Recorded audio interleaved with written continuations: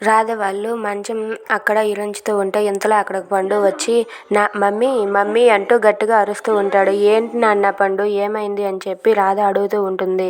ఆ మాటలకు పండు అయితే మమ్మీ వచ్చింది మళ్ళీ ఆ పెద్దమ్మ వచ్చింది మమ్మీ అని చెప్పి అంటూ ఉంటాడు. అది విన్న మధుర, రాధ అలాగే అక్కడ ఉన్న ధనంజయ్ వాళ్ళంతా కూడా ఒక్కసారిగా షాక్ అవుతారు. పెద్దమ్మ వచ్చి ఇలా అంటుంది, రాధ నీ మమ్మీ కాదు నేనే నీ మమ్మీని అని అంటుంది మమ్మీ అని చెప్పి అంటాడు. అది విన్న రాధ అయితే ఒక్కసారిగా షాక్ అవుతుంది.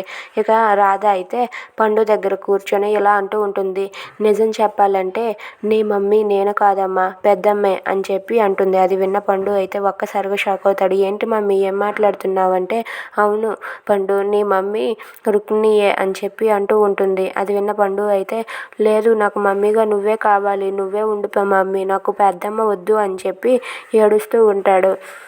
If you like this video, please like, share and subscribe. Thanks for watching.